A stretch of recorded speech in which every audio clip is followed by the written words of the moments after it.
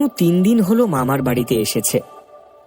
সবে ওর উচ্চ মাধ্যমিক পরীক্ষা শেষ হয়েছে, কিন্তু মামার বাড়িতে এসে দেখলো মামি ভাই এরা কেউ নেই। 1 সপ্তাহ হলো মামির বাপের বাড়িতে গেছে। মামাও কাজে বেরিয়েছেন, রাত 8টায় বাড়ি ঢুকবেন। কিন্তু অতনু তার মামার বাড়িতে একা থাকে না, বিমল সবসময় ওর সঙ্গে থাকে। বিমলের বাড়ি অতনুর মামার বাড়ির ঠিক 4টে বাড়ি পর। অতনুর ছোটবেলার বন্ধুও। অতনু যখনই আসে বিমলের সাথেই ঘোরে। আজকেও ওরা বেরিয়েছে। বিকেলের সূর্য অস্ত যাবে যাবে করছে। ওরা 2 বন্ধু পঞ্চাদের পুকুর পাড়ে বসে গল্প করছে। অতনু বলল, কাল ভাবছি বাড়ি ফিরে যাব, বুঝলি।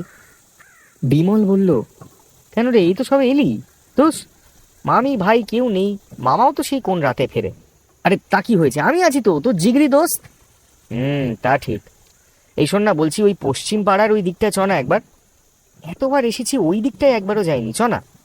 বিমল মাথা চুলকে বলল, ওই দিকে তো দেখার মতো সেরম কিছুই নেই, তাও যাবি বলছিস যখন চল। সাইকেলে করে 2 বন্ধু রওনা হলো। প্রায় 10 মিনিট সাইকেল চালানোর পর অতনু লক্ষ্য করল আশপাশের দৃশ্যটা পাল্টে যাচ্ছে। এই দিকটা ও আগে কখনো আসেনি।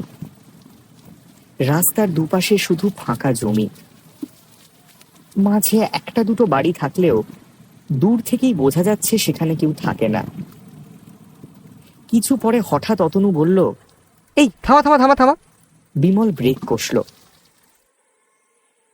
ওরা যেখানে দাঁড়িয়ে আছে সেটা একটা ফাঁকা মাঠ, কিন্তু আশপাশের নিষ্প্রাণ জমি জমাগুলোর মাঝে এই জায়গাটা অতনুর খুব প্রাণবন্ত লাগলো। ওর মনে হলো এই জায়গাটা কেমন যেন আলাদা। অতনু বিমলকে জিজ্ঞেস করলো, এই এখানে কি খেলাধুলো হয় রে? বিমল কিছু বলল না। অতনু উত্তর না পেয়ে বিমলের দিকে তাকিয়ে আবার কিছু বলতে যাবে, তখনই লক্ষ্য করল বিমল এক দৃষ্টে মাঠের দিকে তাকিয়ে আছে। সূর্য তখন অস্ত গেছে। যেটুকু আলো আছে সেটাও কিছুক্ষণ পরে আর থাকবে না। অতনু বিমলের কাঁধ ঝাঁকিয়ে জিজ্ঞেস করল, আরে কি দেখছিস ওদিকে? কি রে বিমল? বলতেই বিমল কেঁপে উঠল। তারপর ভয়ার্ত কণ্ঠে বলল, ভাই এখান থেকে চল, তাড়াতাড়ি চল, সে চলে আসবে, অন্ধকার নামছে, তাড়াতাড়ি সাইকেলে ওঠ। অতনু আবার প্রশ্ন করল, আরে হয়েছেটা কি, তুই এরকম করছিস কেন? বিমল আবার মাঠের দিকে তাকিয়ে বলতে শুরু করলো, এটা কালো ঘোড়ার মাঠ। এই মাঠ সহজে দেখা যায় না, এই মাঠটাই একটা শয়তান। অতনু হেসে উঠল, বাহ, ভালো চেষ্টা, আর একটু প্র্যাকটিস কর, তাহলে হয়তো ভয় দেখাতে পারবি। বিমল মাঠের দিকেই তাকিয়ে থেকে বলল, হাসিস না, অনেক বছর আগে এই মাঠ ছিল, আর এই মাঠে একটা ঘোড়াই দৌড়তো, কালো ঘোড়া।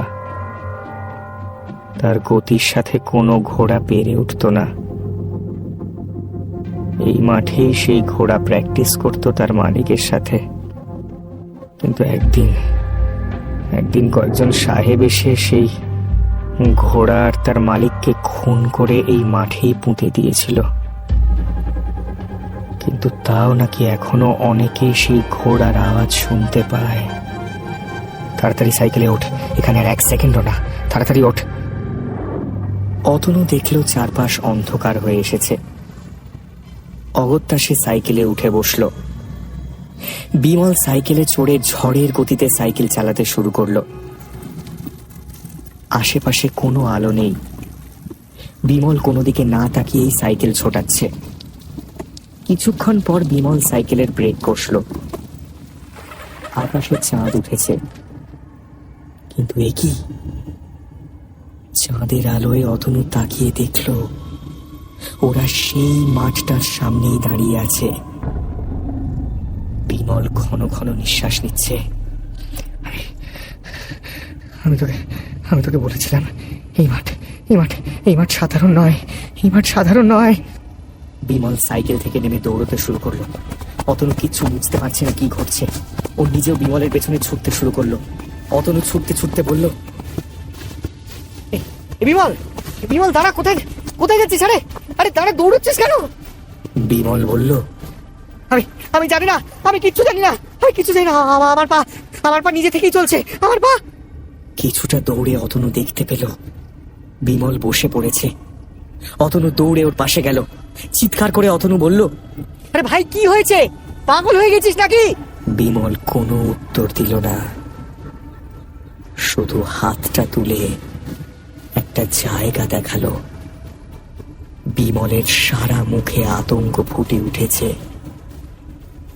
অতনু সেদিকে তাকিয়ে দেখল, চাঁদের অল্প আলোতেও স্পষ্ট বোঝা যাচ্ছে মাঠের ওপরে একটা ছাপ।